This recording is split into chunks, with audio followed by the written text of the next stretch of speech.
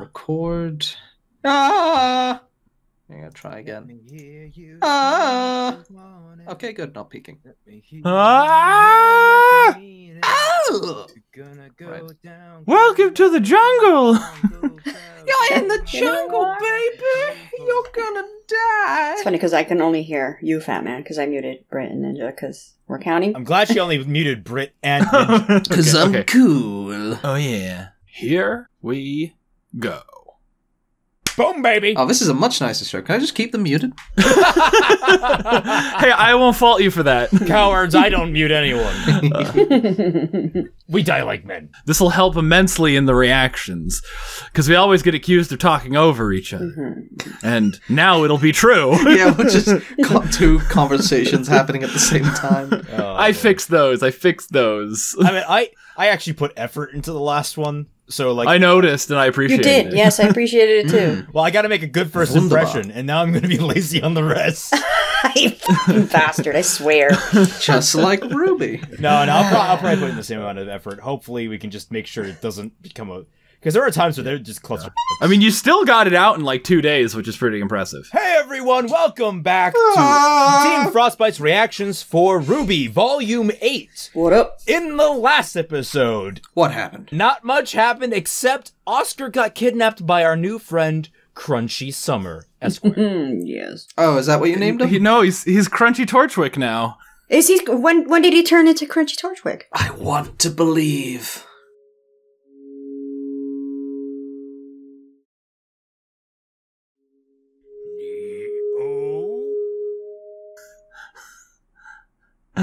When Neo put the hat on him. Oh, yes. Oh, Dora, thank you. Yes, yes, yes.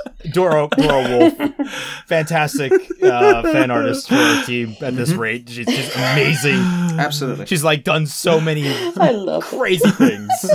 Amazing. Phenomenal. Mwah. Italian kisses. I want to believe. Amazing arts and animations now. Yeah, look at you moving on up. Including the hit new anime, My Silver-Eyed Harem. Yeah. Whoa, this kid is just a basic home-down farm boy, but he has a Until he unique talent discovered to a destroy unique Grim talent. with laser eyes. So we're going to kidnap him and force him into a situation with these 20 hot, eligible young women to hopefully procreate and create an entire subspecies of human that are specifically built to fight Grim.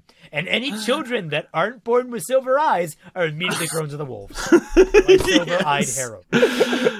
Yeah. I'd watch it. Yes, I know. I saw Yes, it. I saw it brilliant. right before we got on here. Everything about it is just glorious. Oh, God. Now that we're done talking about a better show than RWBY. Meanwhile, yes. My Silver-Eyed Harem coming 2021. By the time you guys watch this, wouldn't it nearly be Thanksgiving Yes. for the Americans? And the best way to support Thanksgiving, nationally known, is to support Fatmanfalling, Raymond McNeil, and Ashley on Patreon. Amen. For $1 or more, you get access to the Team Frostbite Discord server, $1? where all of us, well, mostly me, Fat Man, and Dashy, but sometimes Britt, he's sometimes there, interact with you guys in the regular. He'll pop in there. On a blue moon. Yeah, occasionally. We'll force him to. If you guys want to just hang out with us, feel free to donate. If you want to feel supporting us, feel free to donate. And if you want to ask questions during these reactions, Feel free to donate. If you wish to abolish your sin, then free feel to donate. Free feel? Feel free. Free feels. Yes. Sign me up. I'm not drunk, I promise. Disclaimer, donation to Patreon may not dispel your sin. It will get you the free feel, though. that's only step one. There's a whole process if you want to abolish your sin. And that process is giving incrementally more and more money. Yes. Yes. But real talk, if you want to ask questions about this episode, that's where you do it. In the Discord. There's a channel, and we will read out your question. Yes. And if, for some reason, Discord isn't your speed and you still want to ask questions, you can super chat during the premiere of this video right now, and we will find it and answer it in the follow-up streams on Dashy's channel. Woo! Good times. To cap that out, if you want to support us and you don't feel like spending a dime, please like this video, share this video, Yes. throw it all around, and subscribe to all of our channels while ringing that bell. All those links should be down in the description below. Down in the description! Whoa! Yes. Sorry. Thank you all so much. Let's get into this, guys. Episode 3. Yes. I don't have the name. I don't know what it's called. Strings. Strings. Okay. There ain't no strings on me. All right, Ultron, let's do this. Well, yeah, I mean, it's a Pinocchio reference. They're both Disney, I understand, but... Here we go. 3, 2, 1, go. 2. Oh, yeah. Okie doke. Intro. There's like that, like in the very first image there, like this when the centipede appears on the left, like that, whatever they called Sentinel? It does like the little head bop thing. It does like this little head bop thing, and I'm just like it looks like it's like popping up from below the screen and being like, hello. Hello, Mind Turtle. No, I wish it was just like bopping to the music. Oh yeah. It's like, this song slaps. Yeah. Yeah. So, I don't know. The song hasn't grown on me yet. No, it's... It has on me. It's actually the quickest one since Volume 3 that it grew on me. Yeah. The other ones really needed time. But, like, the animation of the intro, I think it saves it. Yeah. You know? Yeah, definitely. It's the most. I like the cinematography of it. Yeah. It's the most creative imagery since I want to say Volume 6. Yeah, for sure. I liked the one with the season when they were like fighting on the train. That was a pretty cool animation. Yeah, Volume 6 had a pretty banging intro. When it came to visuals. That was Music-wise, I've not really been hit with music in this show for a long time. Yeah. Do you think we're sliding into the Sonic the Hedgehog universe where all the songs are like, yeah, we're gonna be so cool with RWBY? I feel like that's insulting Sonic. Never gets old. Never gets old. You've asked that before. I love it. You sound so rock and roll. Okay. I bet if I threw up a Sonic the Hedgehog song over the intro, no one would notice. 6 people would notice. What is going on? What? She's getting slapped around or something? Oh, is this Weiss? Oh. No, it's RWBY. Oh yeah, someone made a very great edit where Weiss got fired out the Among Us spaceship. Oh, it's starting off with the comedy, so you think it's Eddie? I think it's Eddie. We're supposed to check, that's right. Alright, so, I have a question, and this was brought up. Why don't they just send people up to Atlas via these chutes? Because apparently it hurts, according to RWBY and Blake. Oh, goody, it hurts. Guess what's also going to hurt? The Beowulf claw coming through your chest. Hey, look, I'm the messenger. This is cute. Yeah, lots of comedy here already. I like the animation. This is really nice. And my name is Penny. What? Wait, what was that reaction for?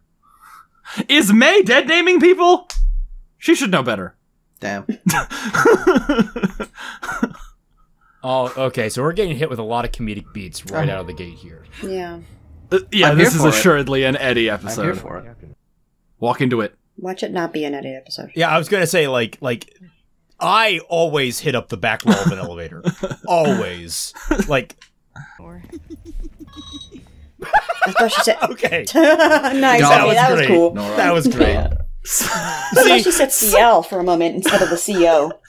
Yeah, glad we have the subs, right? So what were you saying there, Raymond? That Yeah. this is a new, not a new writer, but this is a specific writer? Oh, hey. This Hey. Yeah, Eddie Hey, Rivas. Does it I like vibrate? it. Yes. Welcome So- back, Dr. So Collins. this is basically more and more evidence that, yeah. That woman walked weirdly. RWBY is capable of traveling at an extreme velocity from one point to another. Okay. Thus negating Oh- her mass. oh my and then God. reassembling them at the Yeah, a little too much, though. What's she gesturing to? Wait, she can do that to everyone? The magic screen. She projects it. I don't know. Okay. Blinks loudly. Okay, the subtitles are carrying this episode. That was cute. That was cute. Have you made any progress? I'd hate Oh, for hey, us to have hey, to there you try go. motivating Oh, Oh. yes, Iron Daddy. Yes, It's Iron motivating Daddy. you by giving you nice back rubs. Hit the careless whisper. So is he just being held at gunpoint, effectively? Oh my god! It's the Cinder and Penny fight going on, but from an Yeah. actual camera angle. Ah, wunderbar. Like, they can do it, guys! They hurt me! They hurt me last volume! Uh-oh. They know they're in there. Someone else is using his credentials? Yeah.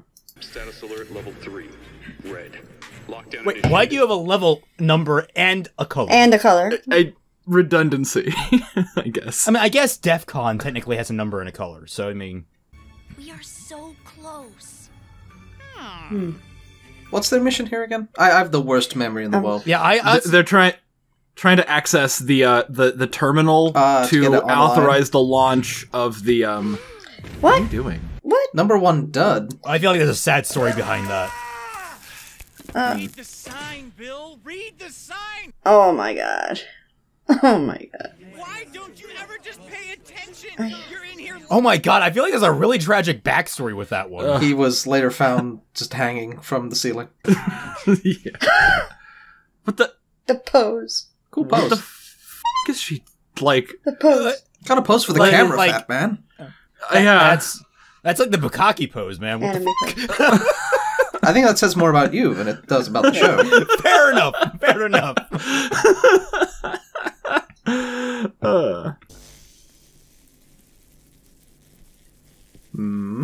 Thanks for the foreshadow, guys. I mean, I appreciate it. I mean, wonder like, if Nora just, like, leans back into it for chills. You know? Yeah, I might need this later. Hey, Dad. Aww. I'm ready. did she call him Dad last time? Yeah. This process is a little complicated. Hey, the voice changing. This is how I actually do my work. I have to remote in. Oh my god. Oh, this is the thing I was talking about with Vex during the stream. I don't have to remote in for an anime girl, but I With wish what? I could. Penny's a touch typer, so it'll be faster if I take So over. wait, I have a question. Why did this require hope 5 the others people are okay. when it's very clear it only Never required seen about the young 3? women fight They're like not this. fighting, I mean- though. Why are they saying they're fighting? They're not. If something went wrong. Yeah. Comedy beats Great leader. Oscar's grown a ton, and for this. So what did we say about spotting Okay, these but things Ren. instead of showing This them? is great. This is great. and of course Ren is. I don't know what he is. Yeah. Every time I think the two of us are making progress, Progress towards what? Just say it, Nora. Towards doing it. less now than ever. And I don't know if that's his Hmm. fault or You hit mine. 1 speed bump. After a while, they become a part of you. But that's just it. Okay. Oh god. They're only a part It's of true, you. though. What? That's true, though. That's not- You're part I mean- of me. It's kind of. I don't actually know who I am. Is this Miles trying to write, or is this Eddie trying to write? I think it's cool. I don't know, but I really do think that's It's like cool, Nora's yes. always been by Ren's side. Yeah, exactly. This Nora I thing I like actually kind this. of like. Do something only Nora can do. I'm like, what? Be Smash. strong and hit stuff. I mean, yeah. Yeah, yeah. Also lighten the mood because, I mean, yeah, play to your strengths. like, isn't Nora one of the few optimistic people in this show? Yeah. But that's not character development. Amity's computer will try to connect to the general's terminal, but get Penny instead. What? But they need me here. We need to get rid of you for the next volume. No, I think this is Watts. Yeah. Stay Maybe. far out of Gotta get Swan's out. reach, then she Stay can't away open from the the vault. vault. Maybe it is for the best. Listen, have Weiss kill Penny, then we can just rebuild Penny, and then Weiss is the maiden. This is brilliant. This is the one maiden transference where you can just make the person again. Yeah. Hello, kids. Oh, Close the door. Just push the button Yeah. again and close the door. That'd be pretty funny. We were holding back. oh! Do not give me the holding back bullshit. I Do knew that not he was give holding me back. that. I mean, he to was be fair, he holding was, back. Not he everybody was else, though. absolutely holding back. Yeah, he was. He could have froze all of them. I want them to be like, wasn't that one blonde before? I thought you were supposed to protect the people, not hurt them. Gaslighting. Are you gaslighting at? Well, Winter's in critical condition because of you. She's not in critical condition, though. Damn it. If you keep refusing to do the right thing, people in Atlas You- and Mantle are going to die. Anybody want to make the case these guys aren't worse than Adam? I'll wait. They're about on par. Yeah, these guys are better. These guys are better than Adam, because these guys actually have a thing that they believe in. I guess. Volume 3, Where Adam. Adam's shit made no sense. Oh, damn. Volume 3, Adam. Yeah, why not? Penny copped the feel. Uh-oh, Penny. Got him. You absolute mad lad. I wonder if there's something that only Nora can do. Okay, Here we you go. guys. Here we go. You're in here with me. Yeah. But she doesn't know how to use the stuff Stay yet. frosty. Well, I guess. Wow. I mean, but the thing is, she's a super learning computer, so like, yeah. she can learn how to use Just it on on Google. fly. Oh, dude, she can just plant her feet to the ground. She's actually probably one of the most prepared people for this situation. Penny, you also have swords. We're not going to hurt your friends. We're going to arrest your friends. There is a difference. Stop talking and just keep. Don't turn You should have around. armed those first. Hey, look, swords. Don't turn around, Penny. No. No. I want Hair to do... Yeah, I want to see more of this Hair fight. Yeah, I like super speed fighters so much. Wow, she took a... That's... Wow. You should watch The Flash more and be disappointed. Nice. Why'd they design her with eyes that only look in one direction? Come on. Like, I know they're trying to make her human, but give her like 360 degrees of vision. Yeah. Oh wow, this team This team actually works together and cares more about their teammates than other fights of the show. Yeah, but that wasn't how they acted last season, which is confusing. Yeah, they got split up. They learned character development, guys. Gee, I wonder if there is something only Nora can do. I mean, I pointed this out in the trailer. Yeah, that's, I almost said that. Wait, what? Group hug. Use fire. Use ice. I mean, she only has, use, she's got cold. Use something She doesn't other want to than... kill them, I don't think. Okay, she used something. What is it? I don't think his thing works on metal Okay, people. guys, she's not William Birkin. That's not gonna work. She can fly. Oh, maybe it does work on her. Oh, Does you it? can do it on a maiden too, I That's- guess. All right. She has a human soul. She could do it to a robot? Well, she has a human soul. Nora, why I did guess. you not think of this before? Yeah, that makes sense. That makes sense. Because it needed to smash be things. right. And hit stuff. It's electricity. Don't you But know why? Nora's power? It's her shit. Yeah. No, they don't talk to each other. Is it too Oh, much? shit. Okay. Whoa. Ugh! Hurry up, Elm! I can't. What the f? Why are they going so Whoa. slow? Yeah, this entire fight felt a little weirdly structured. We'll get to that when we discuss it. Yeah, I thought it was alright. Look at that. Oh. was pretty awesome. Oh man. Oh, Wait, Nora. That was her aura. Yeah, Yeah, she like overcharged But it. isn't that her? Oh, overcharge. Okay. I have a message for your operatives.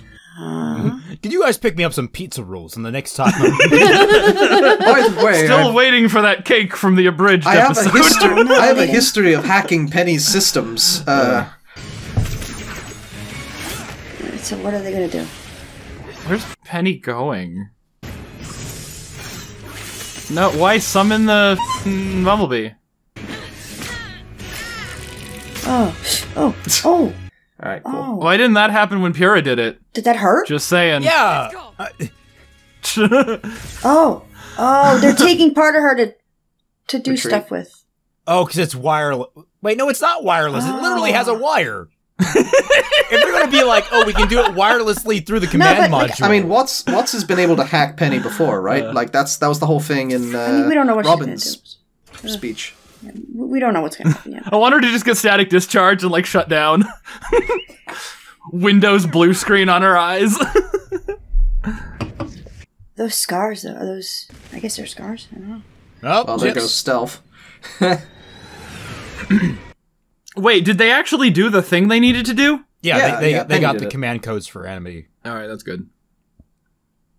Wow, those burns, orange burn. I don't know what they're. It is time for me to go. Isn't My it? people need me. I appreciate the Aesops being competent, though. They're able to take down a maiden. That's cool. Yeah, it all goes to show that the maiden's power isn't actually that special, and they're literally just keys. Well, it's super powerful. She's cute there. Oh my god. Aww. Like, I'll give them kudos. I really like. Why are you opening it? Like, why would it? It's not. What? They're just. What are you talking about? A There's pigeon nothing just wrong like with that. vrr, splat. Say, Wait for Nothing it. wrong. They're not in space or anything. Yeah. then make them join you. And eat cake. Watch the abridged, guys. Okay. That's Look, it. I was sorry. I was, Kiersey. That It was was a written by Kiersey Kiersey. episode? That was a Kiersey episode. Ooh. That was really fun. I like Eddie, that. I apologize. Kiersey, what the? It's some of that. Whoa. Okay. Yeah. Jeez. Why would you apologize? I was gonna compliment. I like the dynamic between Penny and Ruby and all of Team RWBY. So far, they've handled that relatively well, except for the fact that they didn't acknowledge that she died. Who died? No one's addressed the fact that Penny died. But she didn't. Oh, here we go. We get it. Okay, we get it, Fatman. We get it. I was going to compliment them on, like, you know, you guys have handled this, like, the actual interpersonal dynamic of them actually caring about each other and, like, listening to one another and being friends. Like, all that seems, like, really good. And then you do this stupid thing with this manta ray plane thing. What? Why would it have that? I guess that's just the doors, but why would it be able to open mid-flight? That seems like a design flaw. And nobody reacted to it. Because it's not. I don't see anything wrong with that. It's not. It's not the craziest thing we've seen. Yeah, I don't see anything wrong with that. How slow are they going, though? Yeah, I guess it's a hovercraft. I have to assume it's like some kind of hover dust. All the same, this is a vehicle used in Atlas, which is an Arctic climate, in the air. It has really, really good central heating system. Yeah, I mean, I would hope it does. I would hope it does. What if you just want your spaceship to be a convertible, man? Just like, come on. Why not? Screen door submarine, right?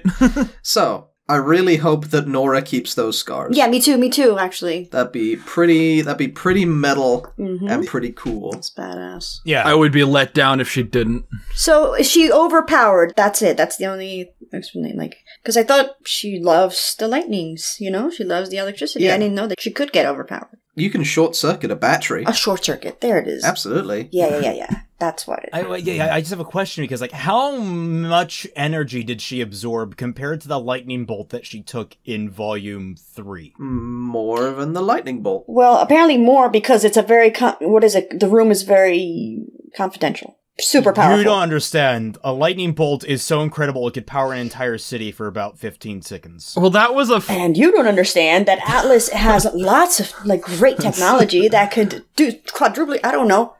We both don't understand.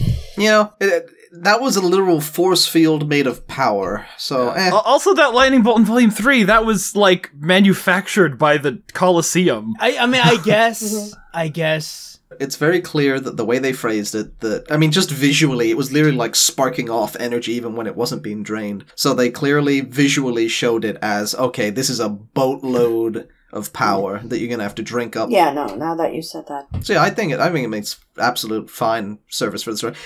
My one criticism of it would be is that the whole, like, Nora's felt this way for a while, cool.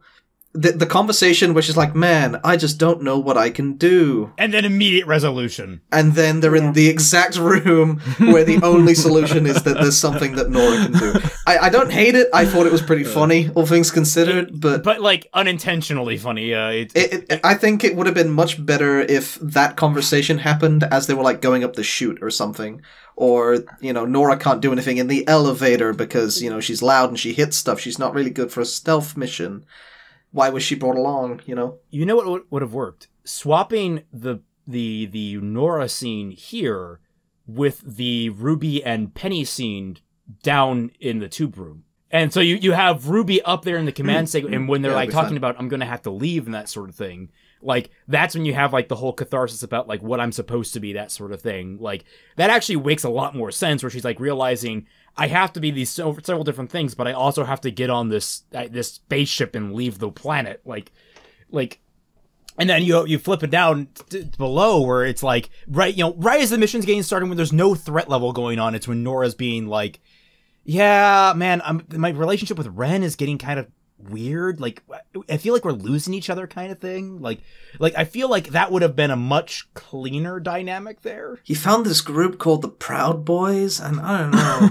So one thing I just rewatched over a scene that was pretty cool, where the Aesops are like gaslighting Penny, right? Oh yeah. It's to lure her out and separate her. So it is character development. They learned that separating people makes them like much easier to take care of. Yeah. And they used it against them. Brilliant. They learned from their previous mistakes. Wonderful. You love to see it. I love the Aesops being competent threat. But the problem I have is just the fact that, like, they weren't competent. Why weren't they competent? Divide and conquer is like the first art of warfare, and why do they fall for it in Volume 7? Yeah, you know, what do they say? No plan meets the enemy? Or no plan survives the enemy? Yeah. The first casualty of war is the plan. But like, all the same, it wasn't like they went into. I mean, I don't know. I have frustrations over Volume 7 that still linger. Seeing their powers work together, like against the super wind blast that Penny did, like seeing one of them plant their feet on the ground, the guy using his wacky wavable inflatable arm flailing tube man hand, and her running in place like a treadmill. Yeah, the dog guy saving his like halt power until he knew it would work. Did he know it would work? Well, I mean, he didn't have a good. That's the thing. I don't have any reason to believe that it wouldn't have worked. Like in the first 10 seconds of the fight. Maybe, I don't know, maybe I apply too much D&D logic where, like, you can use your big spells, but if they've got legendary resistance, then you're just gonna, you know, waste them. So you'd save it until your opportune moment to make sure that it lands. Also, he was being hesitant. It seems like you can only do that. Sorry. Also, he was being hesitant about it still, even from last volume, and he was to the end. He was just fine. Let's go. I really like that character. Yeah, I like him too. The wolf guy. Yeah, the thing that I don't like about the fight is that it feels weirdly. I don't know what paced. Like it feels like the timing on everyone moving into attack feels a little off. It's not as bad as say back in the last episode with Crunchy Summer, where it felt like everyone was taking their assigned turn, but it almost felt like everyone was a little too staggered. Like there was a few too many long beats between blows being thrown. Like it felt like you could cut out some of the some of the reaction shots, not even reaction shots, like a few seconds of like where it's just a character standing there and prepping. Like you could shave those off and make it a much tighter fight in how fast like make it feel like, you know, all these attacks are coming like almost simultaneously. Like this team, like this well-oiled team is moving at an almost instantaneous pace together. Yeah, I see what you mean. So it's like, oh, now it's Hare's turn. Just Hare's turn is ending, then you get Elm, then you get Vine. I know what you mean, yeah. It's coming sequentially, not instantaneously. Possibly all of the characters were handled by, like, different animators, and they couldn't, like, stitch their work together any better than they did. I tell you what, this fight is made for people who make, like, Hare fight scene compilations, right? Because this would be really easy to edit. But like, okay, well, Hare's part is here and it stops here. Yeah. Okay, cool. Yeah, that's a really good point. I believe it. Believe it. Yeah, I feel like this is something that can be saved in the editing bay. It's a fight that I think could be just clipped a little bit cleaner. I think that's more than. Now, I have a question. Why did they think that? Oh, we're going to get these locks around Penny, like. What was their assumption that was going to save them at the end of this fight? Why were they moving like trumps? I can't. Her arms, they don't go all the way behind her back. What the man? On the first hand, it's like you're moving freaking slow. On the second hand, what are these restraints going to, I guess they negate semblances, but like do they negate maiden powers? How does that work? What if she had an off switch like behind her hair? That doesn't stop the other 4 members of the team from breaking out of that room and beating the shit out of you. 5, Penny is a robot. She could probably just dislocate parts of her body just to slip out of the cuffs. Okay, that's fair. I assumed that they weren't expecting Ruby to get out of that room. That is like one of the most secured room where you would need a very specific semblance, aka Nora, and B, would have to destroy your own body a little bit in order to take all that. Little Brit. Yeah. Yeah. Little Brit. Little Brits. I thought the fight was cool. Looking back on it, I definitely see Raymond's points, though, about like how... but first view, though, first watch is like boom, boom, boom. That's what I saw. I think back and I compare it to the end of season 1, where you've got Roman versus Sun and Blake. And that shit is so fluidly like moving. Beautiful. It's beautiful. Yeah. But yeah, now that you're saying that, I'm stopping and I'm watching it, yeah. So. But at the same time, first watch, you know, you can't really like sit there and be like, what? I loved the scene where they're in the room and they're like, oh, you know, I bet they're fine. Yang's super strong. Oscar's grown up a ton. You know, Ren, I'm struggling with Ren, but they're all super competent. Nothing bad would happen. Oscar's grown up a ton. More like gone up. I thought it was hilarious. I get they're going for dramatic irony, but at the same time, I also really hate that it's like, we're telling the viewer things again. Like, this would not be a problem had we not already had in Volume 5 Ren being like, we've all grown so much. No, this would be... Yeah, the one in Season 5 was lame. It was like, look, guys, we've developed as characters. This was a setup to a joke, which is really funny. Yeah, like, out of all the pieces of criticism they could have taken, that's the one they don't. We had character development, did you, though? No, I'm angry. Did you? Look at Oscar with his... Oh, God. They should redo that line. Yeah, with... I want the volume to end with like, that verbatim. Reuse the animation, except slap, like, a Volume 7 or Volume 8 background on it. I didn't notice, but is RWBY's voice, like, are they continuing on with RWBY's voice being deeper? We've said this for, like, 3 episodes in a row. I don't think so. I think they went back to... It's just, like, inconsistent recording sessions. Like, you know, her voice changes between recording sessions. She gets back in character, or more or less in character, or, like, because if you go back and, like, listen to, like, Volume 1, RWBY is just like Lindsay's voice. Oh, what if I can't find her? What if someone finds her first? Well, there's always Jean. He's nice. Because of how everyone reacted to her line from the Yellow trailer. You know, hey, Yang, how are you doing? Yang, is that you? Yang? Is that you? Yeah, that's the line. Yeah. So they, like, overcorrected from that, and then they slowly drifted into the more young voice for RWBY. 7 minutes ago, I had a dream. Oh, Dad's here too. He's, you know, Dad. So the next town is... We're lost. Yeah. You know what really sucks is that when that trailer first came out, when those trailers first came out, I was like, oh man, this story is going to be so cool. It's going to be so much fun. And now I'm like back then I could have written a better story than they did. And I'm just sitting there, I'm like young Raymond, you should have applied to Rooster Teeth then and there. Dude, I was like, when I was going through animation stuff, I was thinking, 3 or 4 years ago now, I was thinking, man, I could maybe work on this in the future. I still credit RWBY for a big chunk of my love of 3D animated fight scenes. I mean, I don't bash anyone for being inspired by this show. There's something honest about it, because it's like, it started from such humble beginnings. A multi-million-dollar YouTube company. Well, no, what I mean is like Monty in particular. Yeah, that's what humble. I mean. It's about as humble as Jeff Bezos. No, the idea behind it is like Rooster Teeth makes cool stuff, Monty makes cool stuff, Rooster Teeth and Monty can work together to make cooler stuff. It's like, that idea at its core is like right on the money, you know? But then it's just like, no, we need to hire some idiot to ruin it in post with terrible storylines. I have a question. Have we seen Nora and Ren interact at all this volume? Like to a significant degree? But the intro! Significant? No.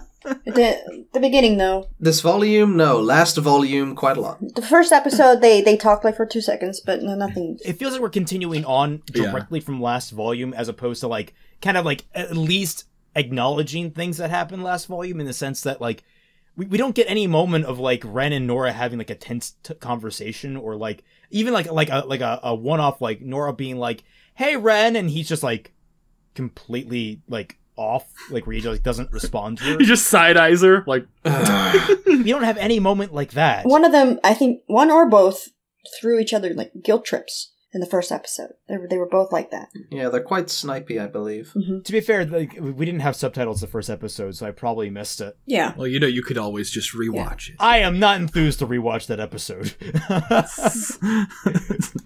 So I will make baseless accusations instead. Yeah. Or I should say, potentially baseless, because I don't know if they're baseless. Based on what? You can't prove that they're baseless. I watched the episode. You can't prove that they're baseless. Oh, dude, I thought this episode was hilarious. The very beginning, I think, was trying to be too much comedy, too packed tightly, but like, I think like just kind of ease it back a little bit, and I think it worked. Especially like the highlight definitely was the Nora elevator moment. That was amazing. Yeah, that was really good with all the buttons. I think this show struggles when it takes itself too seriously. I really do appreciate the funnier moments. Even the small stuff like the coffee guy. That's hilarious because I can instantly imagine the suffering of that man's life with terrible coworkers. Yeah, his terrible coworkers probably going through a divorce. Yeah. His name was Bill, I guess, and he's like, oh, you've read the poster, Bill. Read the sign, Bill. Read the sign. And the poster had a shark grim. That was pretty interesting. Shark grim? Mm-hmm. Oh, did it? Did it? I didn't need to. Yeah. Didn't he have a mug that said "World's Best Dad," but it said "Dud"? Yeah, it said "World's Best Dud." Yeah. So you could take that and be like, oh, maybe he was a father, but his failure caused the death of his youngest daughter. Or maybe the wife just took the kids. Maybe the wife just took the kids in the divorce. Make it tragic. Yeah. And that's Penny's fault. This guy has a tragic backstory. This guy is like just heartbreak central for like, you know. This is the new Pilot Boy. I know it. Yeah. I thought it was I thought it was a reference to the mug guy from season 9 of Red vs. Blue. I'll see if I can find a clip of that. If we're all set with our thoughts, are we ready for questions? Maybe. I guess. Yeah.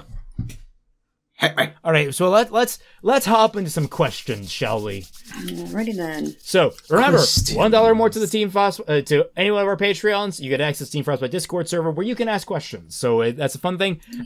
Special thing to everyone that does ask questions: please try not to repeat questions that have already been asked. Yes. Take a look up the chain.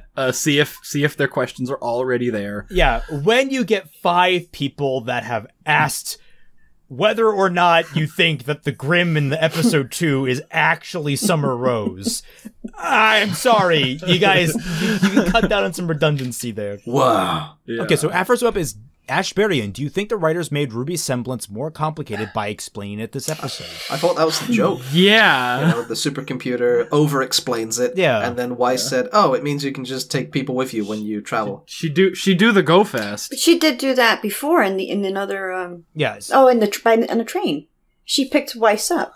She's taken people before. Like, she's actually done that, I think, in multiple instances. Well, she was surprised about it, though. Or maybe she's talking not just another person, but like a whole group. Maybe she was surprised about that.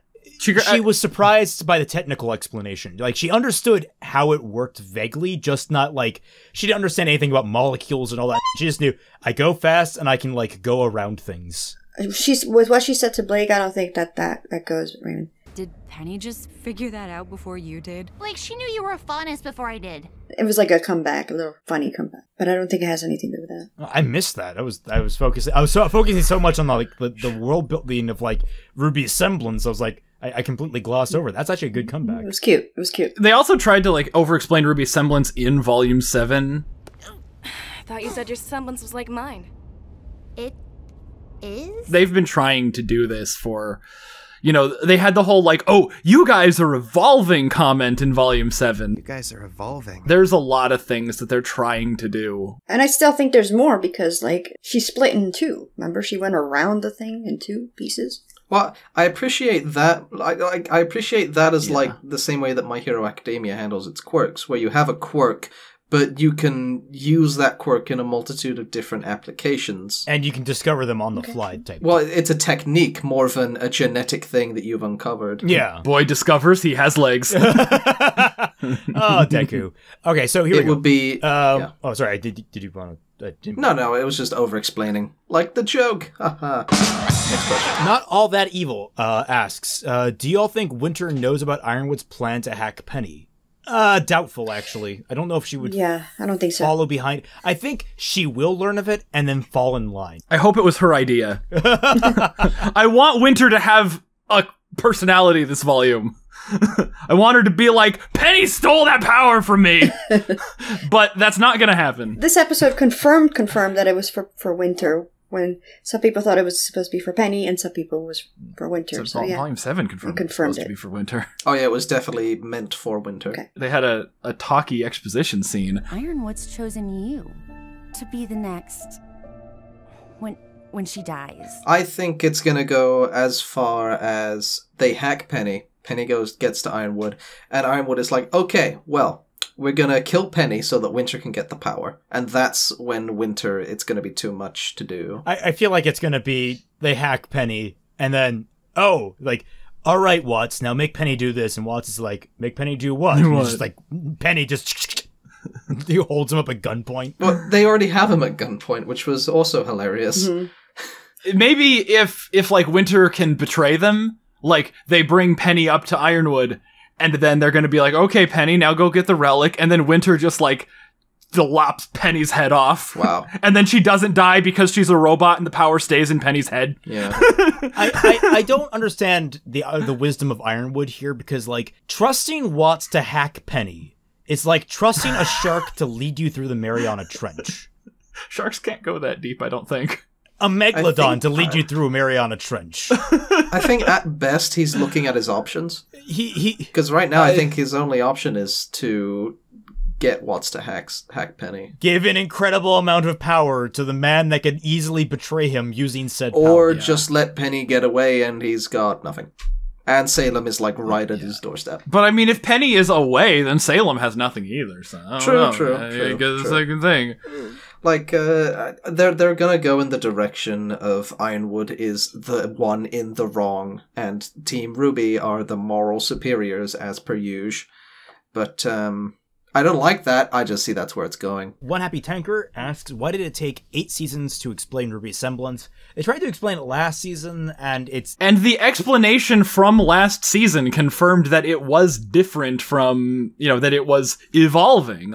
They used that word in Volume 7, so it wasn't the same in earlier volumes. Also, you don't need to explain things! God! I mean, they sometimes do, but, you don't have to always explain things. I don't know why they needed to go into it. I feel like if they actually cut out that scene from Hair in the last volume... I've seen other speed semblances before. That was different. And they had this here, I think that would have been way funnier, honestly, because we'd never gotten any kind of explanation for how RWBY's semblance worked, and just from, visual cues. And then, when Penny explains it, be like, oh, yeah, that all kind of adds up. And have the humor of RWBY being I've never had that explained to me before. What the hell? It's evolving. All right. Izanagi 009 asks, what do we got here? Has the fight choreography and whatnot gotten better or worse? It's about the same from Volume 7 so far. Yeah. Mm-hmm. Yeah. I quite like the ideas that they're playing around with the other crew, I should say. Like I said, I think it could have been tighter, but that's just from an editing perspective. Really liked Ninja's point about how it's made for people who are editing Aesop specific compilations. Yeah. Yeah. Did anyone notice that Vine was kind of stepping up into the leader role here? Yeah, actually, now you said that. Yeah, he was a little bit more... Wiggly Arm Boy. Good. You see, my doo-doo chicken brain only knows them by their stupid names. Yeah. The boring one. The boring one. There's Fast Lesbian, Mother Russia, there's Dog Boy, there's Wiggly Arm Man. Oh my god! Waving our flailing and fateful tomb. Neither the most boring of us is dead. I must step in as second most boring to fill the role. Oh god. No. I like the idea that Vine thinks Clover was more boring than him. Exactly! Good thing the boring one is dead, right? Just have Hair giving him the side eye, right. No, she looks at him and she's like, Marrow is still alive. Sigh. All right. Next. Perry Doritos, why didn't Marrow just freeze people from the beginning? We went through that. We went over that. Yeah, we went a little bit through that. I like to believe that, if you've got one shot, then you want to make sure it's definite and not just, oh, they dodged it because they were at full strength. I don't know. He doesn't have one shot, though. He used his semblance multiple times in the Weiss versus Marrow fight. Yeah, but it's very directional. That's the thing. It's they were all in one direction. He could have done that. Then Hair could have rushed in, grabbed Penny, rushed out. Hair could have put sticky bombs on all of them. Like Mineta? I liken it to a sniper. When you're a sniper, you don't just shoot when you have the immediate opportunity to. You shoot when you know your shot is going to hit. And I still stand by the fact that he was hesitant since last volume, and he still wants to be peaceful. Yeah. Yeah. Yeah, he really doesn't like using his power because it's asserting will over people. I feel like out of all of the Aesops, he's probably got the deepest character, I suppose. He does. He definitely does. Yeah. They certainly wanted him to. In Season 7, he had really great stuff about how he was a Faunus, but he was very much pro-Ironwood because he believes in the, the law. Mm-hmm. Yeah. Breezy asks, why did the Aesops say they purposely held back when Miles and Carrie previously said that they lost because they weren't in the right headspace? Because Miles or Carrie didn't write this episode. It was a Kiersey episode. Fair enough. It's Kiersey's canon today, baby. I mean, could be trying to save face, or my personal favorite thing is they're just trying to gaslight Penny. Yeah. In order to separate them, which is beautiful character development. Do you think that's going to be a thing? Like now that they have 4 writers, it's going to be more and more like there's different canons for every writer? Nah. I think it'd be interesting to experience. Floof asks, Hey-o. Why did they make Ruby forget her own usage of semblance when she used it with Weiss and No. Ruby knew she could take multiple people. It was just Penny, I think, going into like an overdone diatribe. Hyper detail. It was like Penny had the idea and like everyone else was confused because she said it in a very technical way, and then she over explains the technical way to explain why she had the suggestion, and Ruby's just like kind of like, oh, that's what you mean. Basically that was it. So, because like Ruby was just like, okay, yeah, I can do that. And I still say that may not be it, but I understand what Floof is asking. I think it's more than one person is what I think it is. Also, it is what's it called when the audience knows something the characters don't? Is it dramatic irony? I think it is dramatic irony. I mean, we had the images that popped up by Penny to clearly demonstrate what she was talking about. And she was pointing to them like they were actually there. Yeah. That was cute. But I don't think the characters had that, so. It goes back to like my favorite moment in a film cowl production. The show Spatula Madness. There's this guy who comes across a hobo who starts singing about string theory, and it's like there's a great big musical number, but then in the middle of it he goes, marimba solo, and he starts dancing to this marimba, but then we cut back to the perspective from the guy who he's talking to, and it's just the hobo on the street pointing his fingers in the air going like all the music cuts out except for his like it's like that great moment where like you experience like this guy is seeing something completely different than everyone else. And also, like, when I'm explaining something to Dashi, I will point at my screen, even though we're on voice call. Like, I'll be like, right there. It's like, yeah, we're on and voice. He'll mean it, and I'll be like, where? What do you? Nothing. that's part of like everything side. The one that's sideways. Everything's sideways to me right now. Fatmanfalling. Maxwell Comics Inc. Why do you think that Penny sucked at using her maiden powers, even though she's new? But when Cinder first got her maiden powers, she was lucky and killed 2 people. There's a few things there. I have an answer to that too. Penny wasn't sucking at using her maiden powers. There was just a weird like pacing to the fight. I think that kind of undercut it a little bit. But like even then, I don't think it was an issue with the maiden powers. I think Penny wasn't trying to hurt them. Yep. Right. Like where Cinder's trying to kill. When you have no inhibitions, there's no limit. And you would just go crazy, so. Also, Cinder had the powers for a much longer time than Penny. Yeah. So we've seen all 4 maidens now, right? No, we haven't seen Summer. I thought that was Raven. That's spring. We've seen Fall, Spring, and Winter. One Happy Tanker asks, do you guys think that Nora has some red death flags due to her overcharging her semblance, or will those scars vanish? I think the scars are permanent, and I hope the scars are permanent. I don't think they're death flags. And if the scars are permanent, she's not dying this way. Yeah, no, she's not gonna die. I want Ren to be like, did you do something with your hair? Whoa, Ruby, are you alright? Okay, I take it back. I want that to happen. I would love it if like Nora shows up with scars and Ren just like he starts pulling at his collar because it's like super f***ing hot. Like he's like, oh man, scars. Woo, woo. I'm getting the vapors. Hey, baby, did those scars go all the way down? Jesus. All right. They probably do, honestly. All this and more when you join the patron. The patron Discord. Oh, yeah. Do you Discord... do you think once Penny is hacked, Ruby is going to talk her out of it because Penny is a real girl? That is Traxathon. Traxathon? Yeah, Traxathon asked this question. I would be happy if she did, because it would actually answer the question of whether or not Penny is in fact a real girl. Like, there's so many complications that go into that, and I would love seeing it. And if they hack Penny and she's gone full, like, oh, I've been hacked and I can't control myself, but I'm still conscious during this. If they do that, it was my idea first. Trademark Raymond McNeil, 2019, and I will sue them promptly. I wouldn't mind. I'm kidding, Rich Teeth. Go ahead and use that idea. Yeah, we have much more legitimate things to sue you over, Mr. Teeth. Oh, wow. I don't know. I mean, I wouldn't mind if it went down like that. I feel like RWBY as a show has been quite good on using fairy tale ideas without doubling down on just having it be the fairy tale. Like, the idea of it being, oh, wait, I'm a real girl. I don't have to be controlled like a puppet. That would be for the crowd who hasn't seen Pinocchio or doesn't know what Pinocchio is.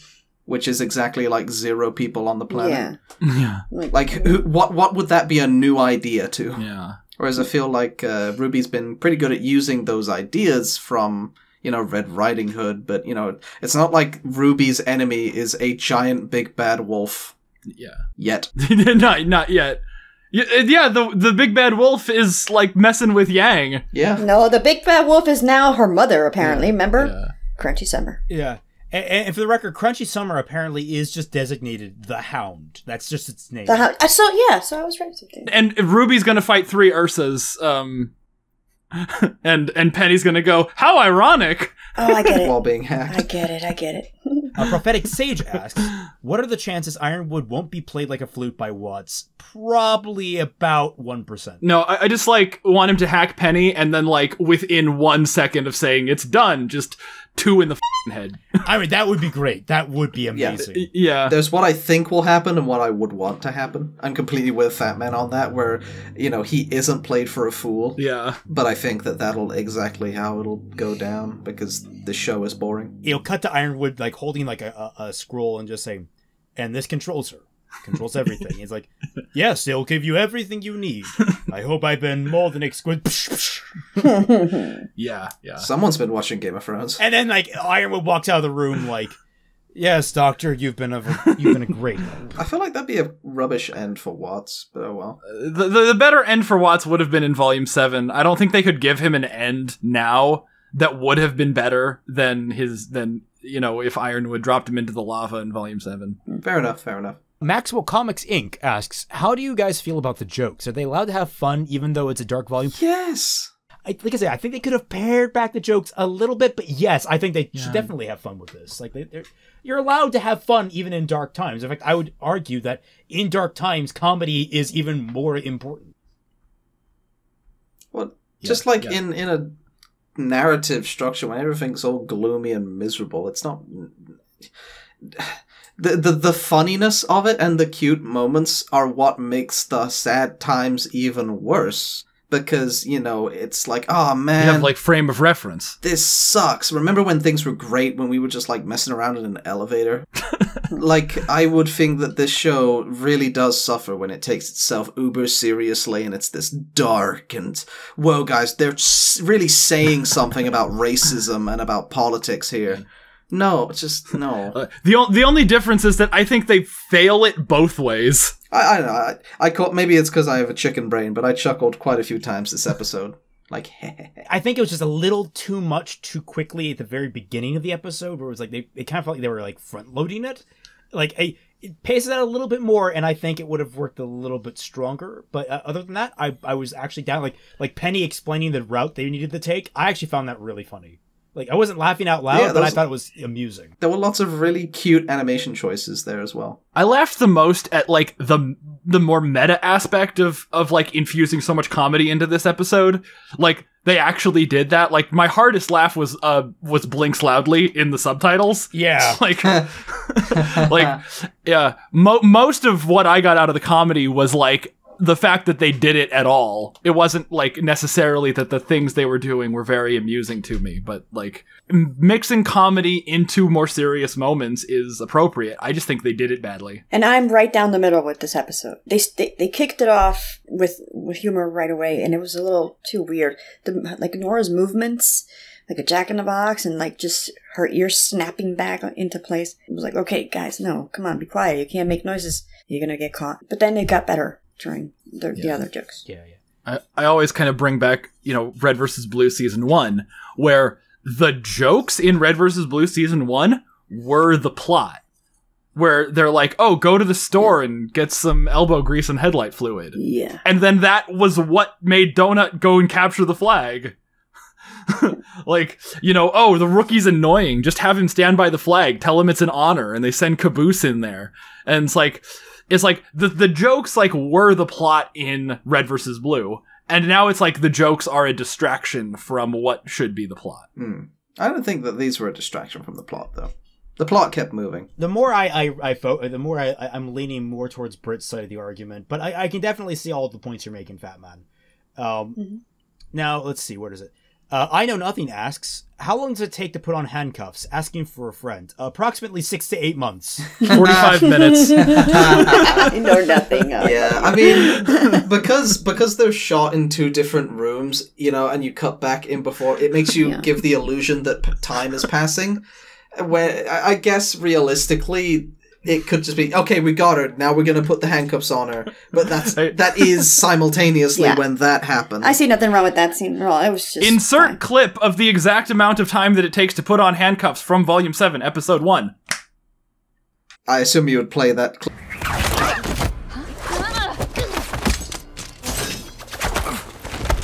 Like I said, it's something that could be saved in editing. That's something that I think they just kind of dropped the ball in the editing room. Yes. Marrow should have been behind the rest of them, and he should have gotten all of them with that. And then they should have all been moving really slow to try to get Penny. It should have been like a slow... put the handcuffs on. Like, it should have been like that. It should have been like he f***ed up. And then it's, you know, like, unfreeze us. He's like, I can't. Harry Doritos asks, good name. How can Ruby carry 4 people when she struggled holding Penny using her semblance carrying Penny in Volume 2? Character development. That was literally during a chase where she didn't have time to prep, and so she was like tackling Penny into the semblance, as opposed to... Also, she was corporeal in that scene, so it like wasn't a full use of her semblance or whatever. Yeah, and now she has a deeper understanding of things and how that works. Evolve. In Volume 6, she and Weiss did it perfectly together. Volume 2 didn't happen. Yeah, I just brushed that away as like anime protagonist getting stronger. Exactly, yeah. I just brushed that away as Volume 2 not being canon. Believe it. They're pretty clear that semblances aren't hard, fast rules and that they can change and develop new techniques. Hard and fast. I mean, maybe Crow will develop a good luck semblance to counteract his bad luck one. Well, I like the idea of him using bad luck on other people. Breezy asks, what are your thoughts on the theory that stuff will be used to turn Penny into a real girl? The staff will be used to turn Penny into a real girl. And then stuff. Stuff? Yes, stuff. I mean... yeah, we got some bits. I want her to have like a Disney princess song where she's like dancing through like body parts and viscera strewn about. But like, look at the stuff made me a girl. You know, that. If the staff turned Penny into a real girl, it would be an objective downgrade. I just had a thought. Because she can't fly. Go on. Penny gets turned into a real girl. Seconds later, she's killed. So like the part from Shrek with Shrek 2 when Pinocchio is hit, he's like, I'm a real boy, and then he gets hit again, and he's like, oh yeah, exactly. Yeah, but with death. Yeah, gotcha. Just immediately Penny, like, I'm a real girl. Oh look, I've been impaled. It's wires again. Now, Ashbarian, why are the Aesops blaming Penny for Winter getting injured? Had Penny not been there, they were gaslighting her. It's all gaslighting. It's all stuff. Gaslighting. Yeah. Although, okay, let's assume for the sake of the question that they weren't gaslighting. Winter lied to them. Sure. Like Winter let them escape and then covered for them by like saying they did these things. And Winter was like, look, guys, you leave, but I'm going to be coming after you. I have to. It's like my job. Well, if cast your memories back, wasn't the plan that Winter and Penny like go to secure the Maiden Power?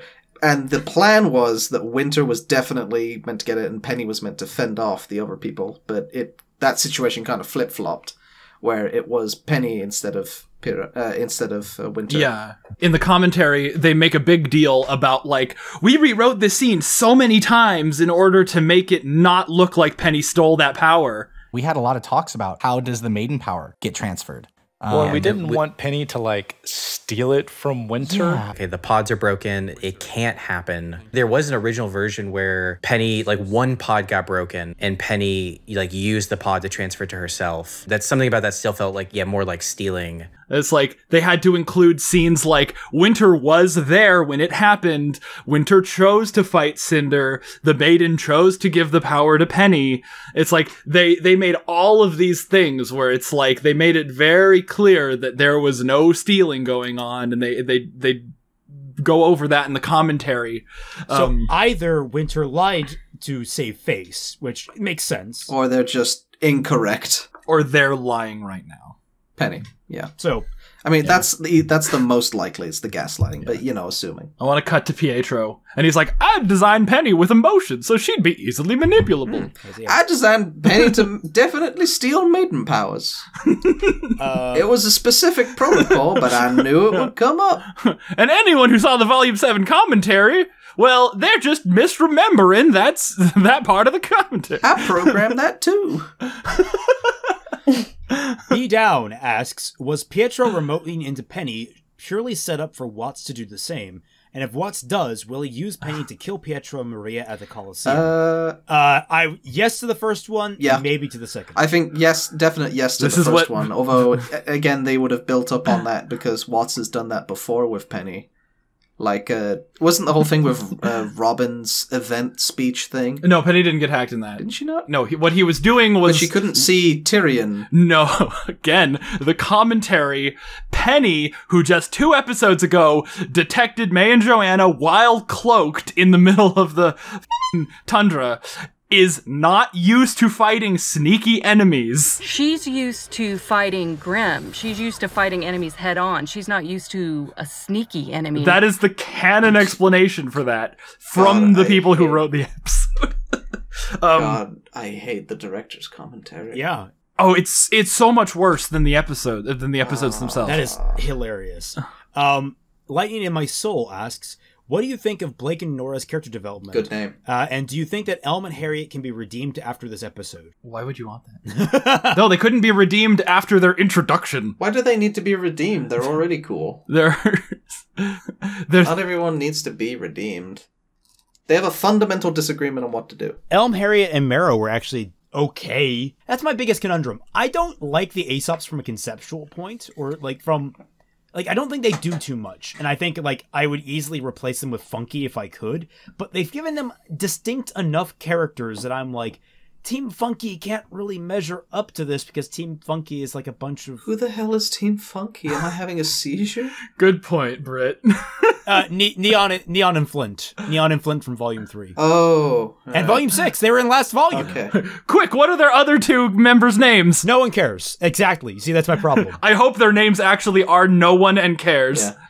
I like the Aesops. When people ask that question, can Team Aesop be redeemed? Can Team RWBY be redeemed? You know, it goes both ways there. Yeah, well, the first part of the question is, what about Blake and Nora's character development? Blake and Nora. How many quotes are around character development? I refuse to answer this question if it's less than 4. It's less than 1. Fair enough. Nora, like, it's interesting, but again, it feels like it's kind of lacking a little bit of setup this volume. It really feels like they just don't know how to handle Nora and Ren, and I'm like, although I am happy they kind of acknowledge that Nora and Ren have always been like a pair in like the dynamic. And like Nora's like, I don't know what I am without Ren. And it's like, that's an interesting conundrum for a character to have. The fact that they don't have an identity outside of how they pair up with someone else. So like that was interesting. I just feel like there's a little bit of lack in setup. I'm sorry to keep butting in. I'm sure like Dashi and Fatman have something to say on this. I feel... No, I refuse to answer this question. I feel like people throw around the term character development way too loosely. Yes. Nora had a conflict, and I felt Nora's character developed, surely, but Nora's relationship didn't develop that much. It was just an aspect of that struggle that Blake could personally like contribute and help with, because she would understand, you know... being connected to someone for so long, like Adam, and then realizing that, you know, something is wrong and that you are your own person. So I wouldn't say, people use... The main point being, not everything that happens in the show is automatically character development. Yeah, like, that's the thing, is like, characters can be established and then examined. Like, that's the other type of storytelling. There's typically the main, like, either a character goes through some kind of shift where they go from one perspective to another. It can be very subtle, it can be very dramatic, or a character can just go through a series of events and we get to explore who they are and how that personality bounces off those events. Am I off, Fat Man? Am I right about that? Like, I'm asking because, like, I very much value what you have to say on that matter. No, I think you're right. Like, you know, like, I was gonna say, like, is this Blake and Nora's very first interaction ever? Oh my god, it might be. I think it is. Like, you can't develop something that hasn't been established yet. Like alone, we gotta clarify. Like, in a group, there's a distinction between acting in a group and acting like on a one-on-one conversation like this here. Yeah, like a one-on-one scene that they have together. I thought it was cool. Yeah, but like, I think the like over like fetishization of character development sort of like forgets why flawed characters are cool in the first place. You know, like, people are like, oh, well, where's the character development? They should learn from that. It's the Fluttershy problem all over again, where it's like, oh, like, she just learns the same thing over and over again. Like, not everything is character development, and not everything should be. Yeah, that's an issue I've had in writing, is like if I write a long series, and it boggles my mind sometimes that some writers can do that, but I always have to remind myself that not in every single book, the character doesn't need to necessarily grow. Here's a question. When does Harry Potter grow as a person? Well, if you measure him in, like, the first film, by the third film, he has gotten taller. Yeah, he put on a good, like, 2 feet in between books 1 and 7. But, like it raises the point of, like, Harry Potter is, like, kind of just a there character. He doesn't really grow as a person. He just sort of is already he gains some perspective. He gains perspective, but he's just a good-hearted kid from the get-go and doesn't really change that. Yeah. I would probably say book 6 is where he like grows the most, because the potion master from volume 6 gave him that like luck thing, and then he becomes an asshole. Yeah. And then he learns that like that shouldn't be me, and he gives the rest of the potion to his fucking GF. When I think of Harry Potter development, I'm sort of brought back to his reactions with Mad-Eye Moody, which were pretty fun. Book 4, right? Yeah. That was book 4. But there was also, is her name Luna? Luna Lovegood? Yes. Who sort of... Harry initially writes her off as just sort of an airhead, but then comes to understand her intricacies and, like, learn that there's more to people that way. I don't know. I thought that was cool. God, what was I going to say? Yeah. It was something super funny and hilarious and intelligent and smart. That sounds nothing like you. Oh, well. Characters exploring their flaws is like way more relevant to storytelling than characters like overcing their flaws. That was like, it. Yeah. Sorry, go ahead. I don't remember what I wanted to finish your sentence, Fat Man. I'm just sorry. jacking my ideas, my brilliant ideas. But I'm gonna curl up in a corner and die. I will meet you that, Fat Man, and raise you. Characters struggling with their flaws is more interesting. Well, struggling is part of exploration. So yes, we agree. I just found it really interesting when Harry Potter met that trans character and just said Avada Kedavra just right off the bat.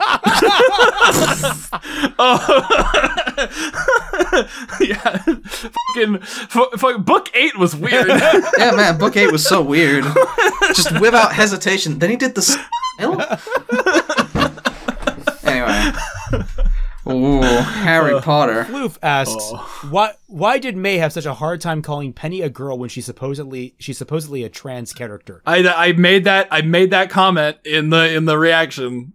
I was a little like, this is a Kirsty episode too. Like, come on. I don't know. I kind of like the dynamic of like, even people you would expect to be more inclusive might have their own prejudices. I just think it's like being handled... Yeah, dude, the left hates each other. Oh, yeah. It's handled with all the grace of a hammer to the back of the skull. Like, that's the only issue I have with it. It's like, she's I guess dead naming Penny, sort of. Wait, what was the situation? So, like, she didn't want to call the robot a girl? All right, Robo Girl, you're up. Yeah. She's a turf. No, she's a turt. It can happen. It can happen. There are plenty of gays and lesbians that hate other gays and lesbians. Like, that actually is a thing that occurs. It's rare, but it things. What exactly did that character say? I'm trying to find the first. It was like, oh man, was it really like the first line in the episode? No. They had like the whole conversation. All right, Robo Girl, you're up. All right, Robo Girl. And okay, come on, that's not a terrible nickname. I don't know. Like, if you had robots that were like, gender coded, like, all right, Robo Boy, do it. Like I would be calling that dude Mega Man all the time. Because Mega Man is cool. And I'd be like, hey, I think you're cool too. I think you're cool like Mega Man. It's Rockman. Okay, if you're Japanese, it's Rockman. There's obviously a bit of tension between them because, that's like Robin's crew versus Penny, who has been for the past like couple of months Ironwood's like side chick. Yeah, and do they still blame her for the attack that Tyrion did? Like, did they ever clear that up with people? Probably. Or at least not for saving, like for being so powerful and so good, but not being able to like help Robin. Yeah, that's a good point. What do they think about it? Probably not great things, or more a case of, look, we're in a terrible situation, we're working together right now, but I do not like the fact that this automaton, who has previously been like hacked into. She wasn't hacked. I mean, I guess that's like the gimmick that Watts is perpetuating, but that's not what happened. All right. Perry Doritos asks, why did Nora need to power up when they could just shoot the doorframe to get in? But they couldn't. I don't know. I'm pretty sure that's a secured doorframe. You're not just going to. I don't understand the question. Like that's a secured bulkhead. You're not getting through that door frame. Can I bring up burn notice? I mean, they had like Weiss's ice man try and hack it down, and he seemed to be like the strongest force. Please, Fatman, bring up burn notice. It's been a while since I've seen it. So what was the advice? Yeah, there's a scene where he's going up and he's like, every decent punk has a bulletproof door, but people forget walls are just plaster. And he like cuts a little hole in the wall like next to the door. And he knocks on the door, and then he, like, lines up his shot, and he, like, just shoots him in the kneecap through the door, and then he busts through. Like fucking Jason Voorhees. That's amazing. Yeah. It's a lot of people hate that show. But I always why? I don't know why they don't like that show. That show I always wanted to catch that show, but for whatever reason I just never could. I love watching him interact with freaking Bruce Campbell. What show? Yeah, Burn Notice. Great show, all about spies and like kind of it dispels a lot of spy myths. Though I'm not sure like what it does about like how accurate it is all the time. Yeah, there are a lot of really like great like common sense like approaches to problem solving. Like if you need to break into a place, don't dress up in all black and look conspicuous. Like if you get caught, you should like just wander around aimlessly, maybe like eat something out of the fridge, like pretend you're supposed to be there, and then feign ignorance if you get caught. Also, like places don't usually have 4-foot air ducts like they do in the movies, but they usually have false ceilings that you can hide in. Yeah. Just a lot of stuff like that. Nice. I thought that show was pretty smart. I'm gonna have to go back and watch that show. That was a fun show if I remember. I wonder if we're gonna keep this in the RWBY episode reaction. No. No, we're just gonna turn on an episode of Burn Notice right now and react to that. All right. Next question. B Down asks, did it feel like the limit to Nora's semblance was arbitrary and came out of nowhere? No. I feel like we've never established that semblances can have those kinds of limits. So it's like, it feels that way. I get where you're coming from because it feels kind of weird to me, but it makes sense logically that there can be a limit to it. I mean, her power scaling is like above Weiss. Because Weiss is an armored dude, like, just dissolved, and Nora's like, I can take it. Yeah. Actually, that's actually, like, something, my favorite scene of the episode. That's a really great Nora scene that kind of slots her into, like, what my headcanon of her initially was. Yeah. I don't know how I'm gonna fix that because I have her slamming dust crystals into herself in my volumes, but I'll. Well, she could already have the scars. Yeah, she already has bits of scars coming onto her body. Hazel's gonna look at her and go, "Nice, hey, scar buddies!" And they high five. That would actually be kind of cute, where it's like where like Nora and Hannah are squaring off. And like you do that too.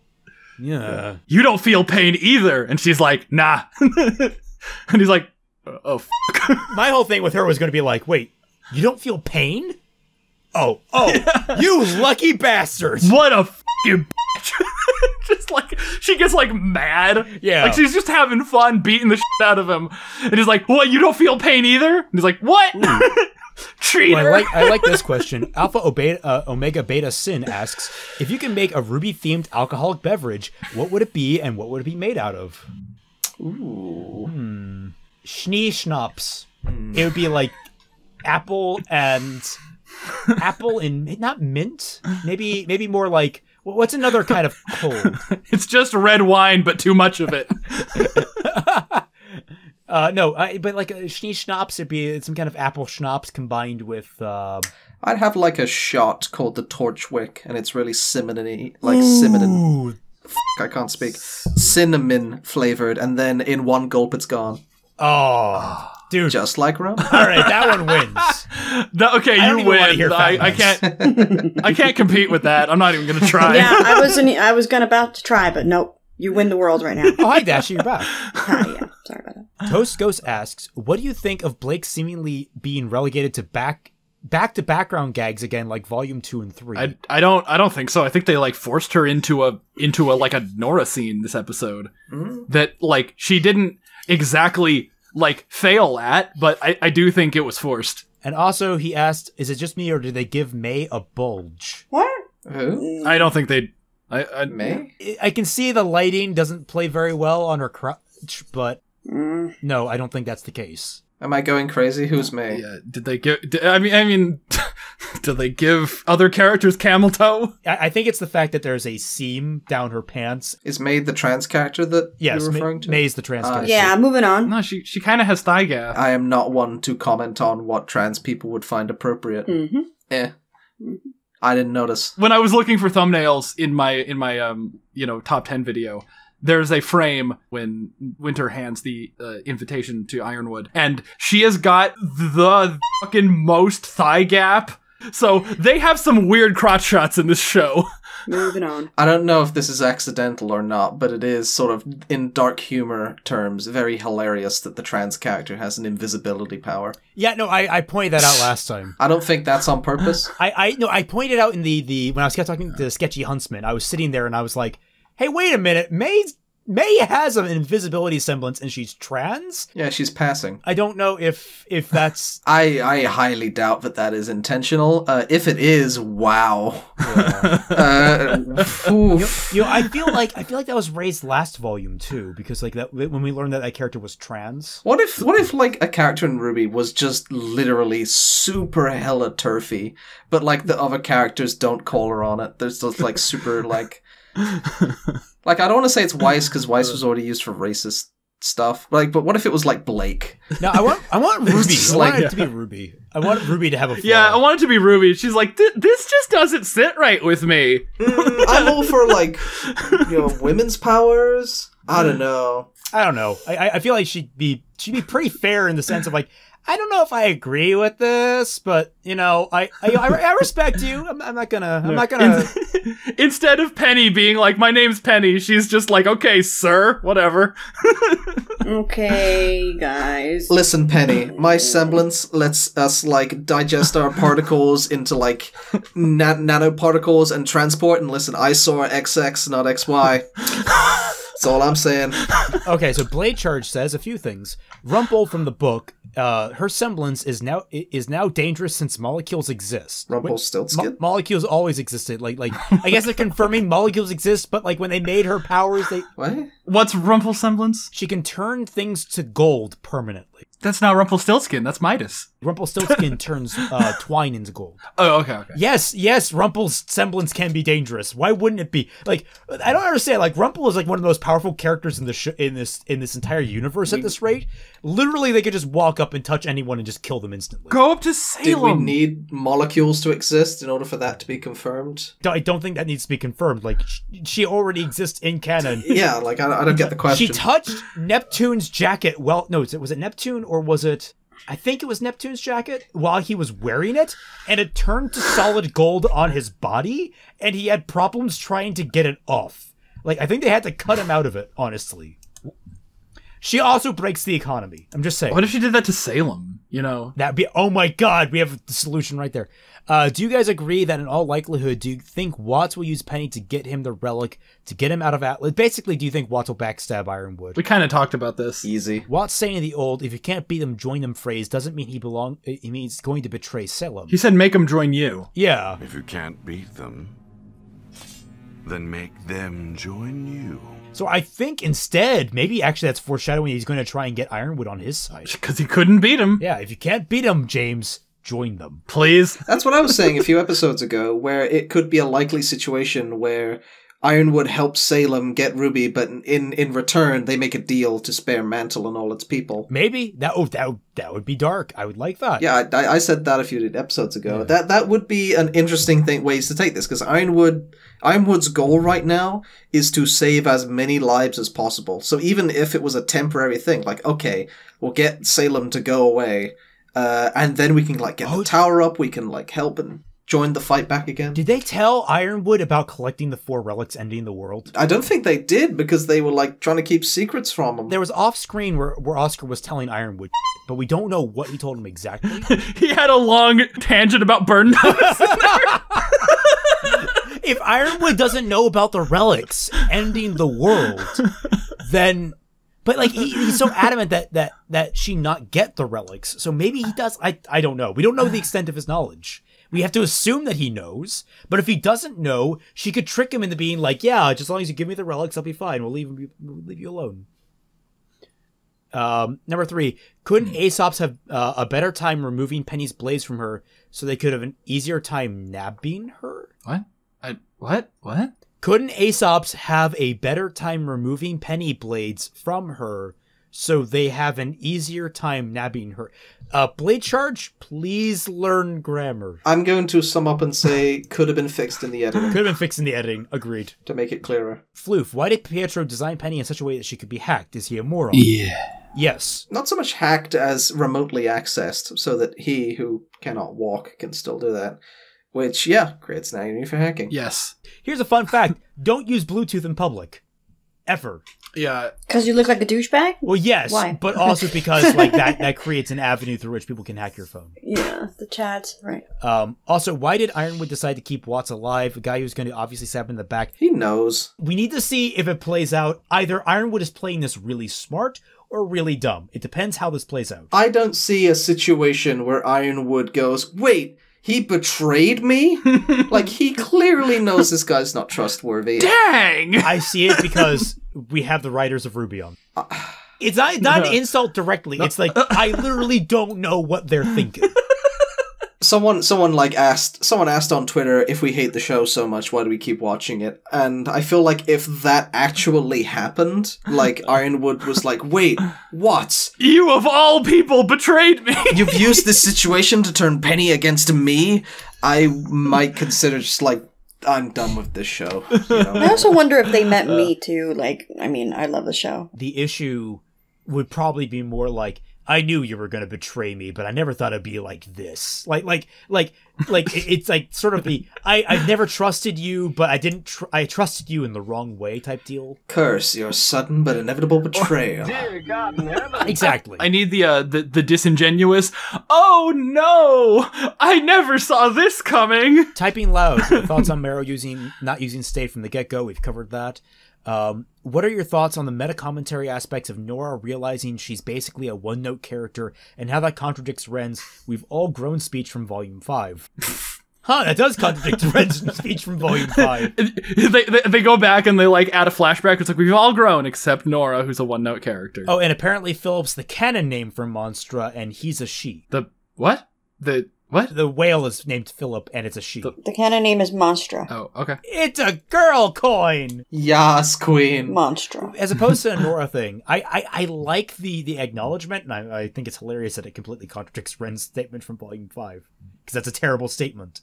even though it feels like it's kind of reiterating things from volume, like similar statements, although it's setting up the dramatic irony thing. I think if you get rid of Ren's "we've all grown" line, this becomes a lot more bearable, at least to me as a person. So, like, I feel like there's issues with this. It could have been handled a little bit better. I think the dialogue could have been a little bit cleaner in how they deliver it, and not in like the sense that it could be like more. Less stuttery, like more like I feel like they could have had different avenues they approached it. But I think overall I like the meta commentary that Nora is basically like I'm quirky and I hit stuff. That's about like as far as I go deep depth wise, and I feel weird about that.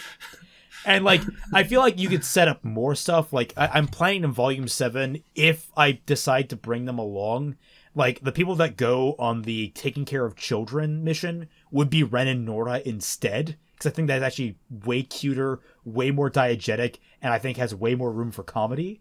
So, like, I think, like, Nora being, like, them being like, no, Nora, like, your first concern is about other people. You're always about kids. Like, you're like, there's all these different things you could play on that depth Nora that she would be kind of like, she wouldn't be self-aware about. She's not self-aware about her depth.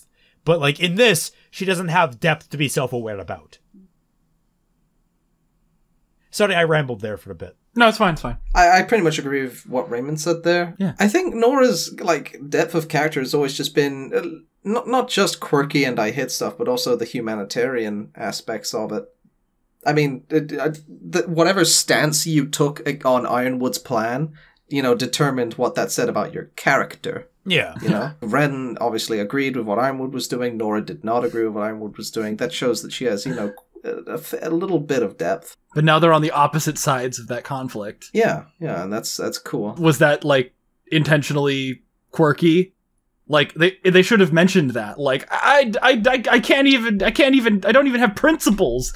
Now I'm over here not saving people. Like, yeah, like that would have been a great moment for them to kind of lampshade that and just like acknowledge that, like, I'm up here helping you guys because I feel like we can get more done. But like but Ren's down there helping everyone else out because he feels like he can do that more. It's like she's like having this moment of like I don't even know anymore because we were on the opposite sides of the argument. Like, not. A couple of days ago, and it's like she's having this moment of breakdown. There's a time and a place.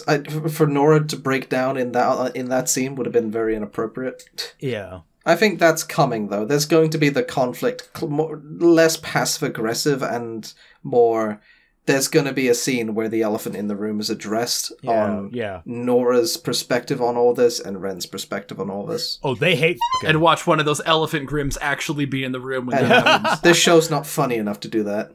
If they were fighting an elephant grim while having that conversation, I would call it the best episode of the show. Fair enough.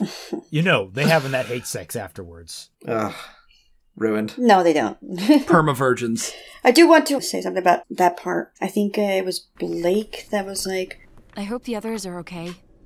I've never seen Yang and Ruby fight like this. They weren't fighting. They had a disagreement and they took, action on the disagreement to try something new. Nothing bad. Yeah. Just don't understand why, she thinks they're fighting. Yeah. It's not a thing. Army Treyu asks... Ruby's team already had a difficult time getting in with invisibility and low security. How are they able to escape? Not only full invisible, but with the place on high alert too. They're not watching the exits. Jeez. The exits, they broke a hole through the wall with a gunship. They could either have been escaping or they could have been going further in to try and take out Ironwood for all they know. I don't know. Also, Ironwood's fleet is completely useless. I suppose, if Ironwood could track Penny... and they knew where Penny's location was. They're like, oh, they're in the hangar. They must be getting a ship. I don't know. I didn't see it as that big of a problem. Yeah, also, I need to raise a question that was, like, on my mind for a while.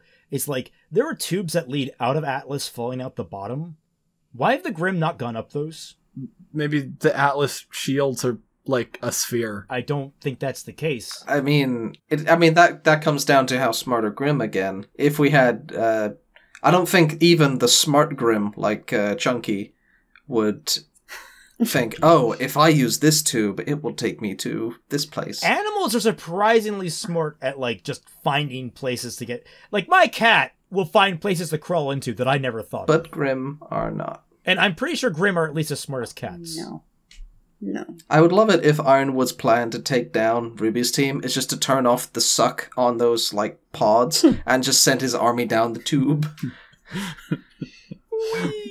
I still think, like, the evacuation could still be going on right now up to Atlas, and, like everyone's like, seriously, those tubes make it so much easier. If, like, he's already, like, giving martial law. He's arrested the owner of the Schnee Dust Company. If he just, like, hey, we're taking these tubes, and, like, we're sending everyone up them. Everyone up them. Would make sense. Quick, everyone into the series of tubes. Everyone into the internet. They're not gas chambers, I promise. And then finally, Yang asks, do you think Nora's scars will lead to a cool semblance evolution? Evolution? Maybe? I don't know. That'd be kind of neat. I think that was the result of the cool semblance evolution. Yeah. Like, it'd be kind of great if, like, now, like, her scars glow when she uses her semblance. That'd be dope. That'd be pretty cool if they glowed. Her scars just glow all the time. Oh my god, at night, everyone's in the bunk room is like, Nora, turn off your scars! I can't sleep! Have we met Nora's family? No. Oh wait, she's an orphan. No, that's kind of a big deal. Britt, you okay? British Bartholomew Ninja. My goldfish brain again. Stupid. Yeah. All right. So that's it for the questions. Thank you for everyone that submitted questions, and thank you so much for not really repeating yourselves. That was wonderful this time around. Yes. Well done. Please remember to do that in the future. We got through these very quick and efficiently. Do we have any final thoughts on the episode, gents and lady?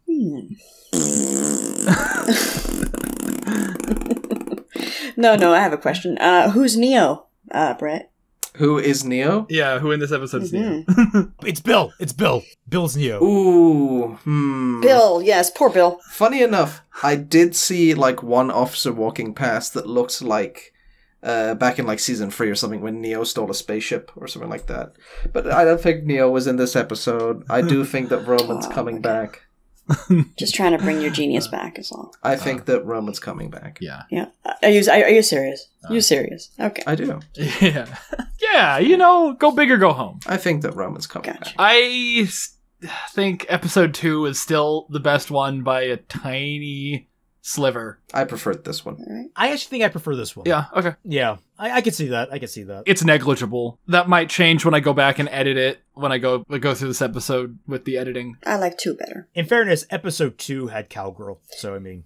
She a cow or sheep? I don't know. We've never gotten confirmation. She's a sheep, but Britt calls a cow. Well, she has, the ears could be cow or sheep. I think they might be a sheep. Farm girl. That we're calling her Farm Girl from now on. If Oscar can be Farm Boy, she's Farm Girl, and she's cute. All right, Fiona is cute girl. Okay. So there we go. All right. Anyway, all right. Shameless plug. Subscribe to my channel for the afterthoughts of the post reaction stuff. Yeah, that. Yeah. And subscribe to my channel for all the even episode reactions. Yeah. And subscribe to Fat Man's channel for all the odd ones.